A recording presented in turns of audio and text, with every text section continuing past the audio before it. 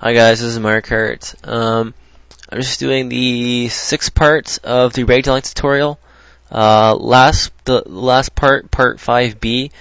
This part was for people using 3D Max 7, 6, or 8. If you guys using Max 9, 2008 or 2009 watched the last part, you would have learned that the flex posing or the flex file stuff for face posing does not apply to you, and that is because 3D Max 2009, 2008, and 9 do not have VTA support, and VTA is actually the file format used to make facial animation. Okay, so you guys using 2009, 2008, and 9, I'm sorry, you guys cannot do anything with this stuff. So if you're using that, you will have to delete these highlighted lines I've created here. Okay, all right. So your file should look, your QC should look like that. Okay, you guys cannot do face posing at all. Unfortunately, I'm sorry. This guy over here, Wonder Boy, he did discuss about creating one, but it sounds like he's kind of wishy-washy about creating one. I don't think he's going to do one. So it could be a while till you guys actually see one. Okay, unfortunately.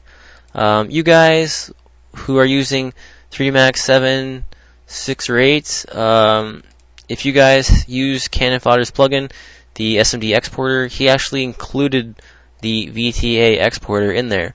So if you got that installed, you are good to go, okay? And that part 5b, last video, that's for you guys. I amended the file with the last stuff that I was skipping over. So our QC is good to go, okay? So users 6, 7, 8, here you guys go. We are good to go, okay? So we're going to compile this. I got my compiler up. I'm actually using a Gui Compiler. The Gui Compiler is exactly the same as the DOSBox, okay? This is actually just a fancy kind of wrapper that's placed over the DOSBox, okay? As you can see, the DOSBox is actually incorporated into his compiler. It's the same thing, alright? But you see you get these little fancy buttons, and you get these little top things here, and with the DOSBox, you just get this black box. Alright. What I'm going to show you on the GUI compiler here, same thing. You can download that from, obviously, Wonder Boy. He'll explain to you here how to set it up. Basically, the only thing you need to do to set it up is go to Configure and set the tool path, and that's it. And then you should just be able to click, and go. Also, if you're using episode 1, click on episode 1. Orange box, obviously click on orange box. And what that means is if you click on orange box, it's going to save to your orange box directory. It's going to use the orange box compiler. If you use episode 1, it's going to use the episode 1 compiler. It's going to stick into the episode 1 folder. Okay. Orange box we're going to use obviously because everyone's using orange box today, and orange box is technically faster.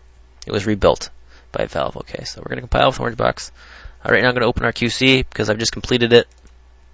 Again, if you guys have questions about the QC, email me something or whatever, because I understand the QC is a bit confusing and possibly I didn't explain it properly to you guys. I'm sorry. Hopefully you bear with me with that. Anyway, we're just going to continue. I'm going to compile it. I'm going to hit compile. I've opened the QC, see it loaded. Hit compile, see what happens.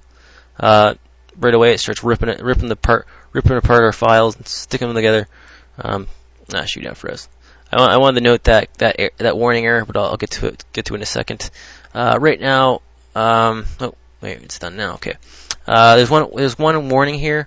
Warning app frameworks. I was talking to a friend, Link. He said this error only relates to people with Pentium 4s.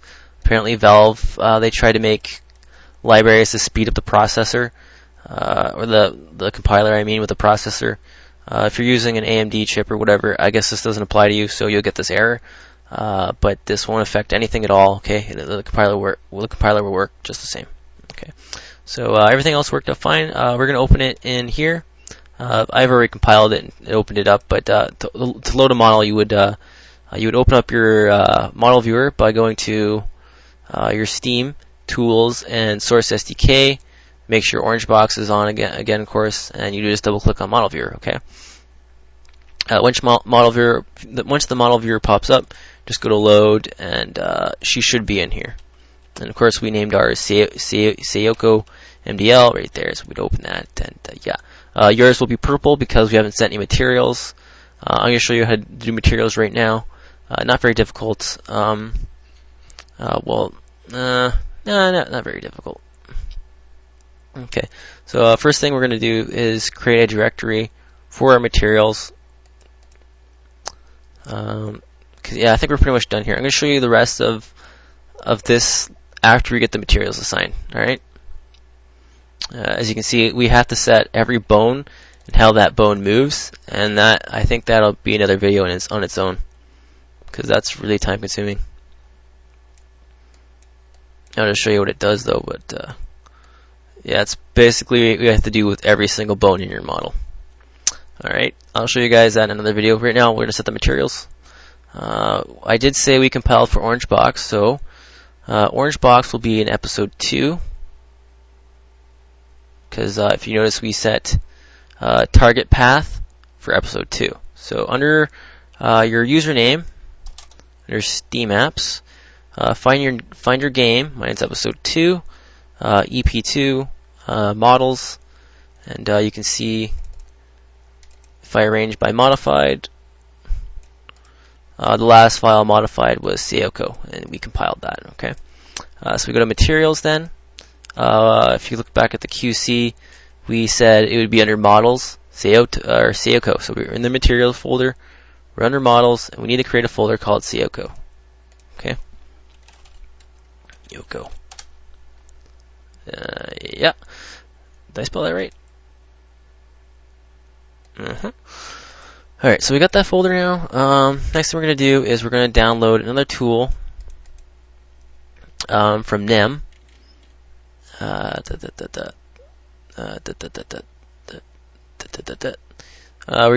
to want VTF lib or VTF edit. I've got VTA edit. Download that, install the installer, and start that program up. Programs, VTA, V. There you go. So you install that, you should get this. Double click on it. Okay. When this pops up, go to Tools, go to Convert Folder, and as you can see, it supports TGA to VTF. VTF is the texture format for Half-Life 2. Okay. But the important part is that it only accepts TGA. TGA is another common computer texture format. Okay, we need to convert our textures to TGA. And if we go back to our folder, I've already converted them to TGA. But I'm just going to back up. I'm always going ahead. My textures originally came as DDS. Okay, this thing won't take DDS. At least I don't think it will. So you need to convert these to TGA. A really easy way to do that is to download Paint Shop or Photoshop. You get a 30-day trial or whatnot.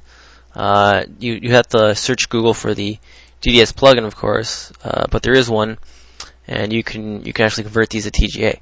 Otherwise, I have this handy little converter here. You just click on this button, and everything converts from DDS to TGA automatically. It's good, okay?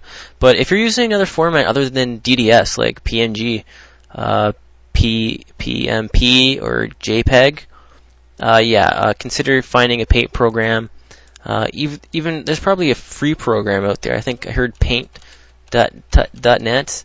That's a totally free paint program. Whatever you can find that convert your textures to TGA. Okay. And all we're going to do now is we're going to direct our folder to here, which is Q.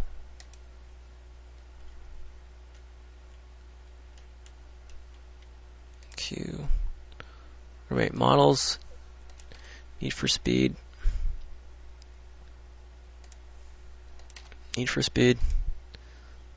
Yep. And our output directory. Okay, it's automatically assigned it there. And we're just going to click on Convert. And hopefully I can fit it in the last 10 seconds. But all it's doing is it's converting our textures. If you press F5 over here, Things became invisible.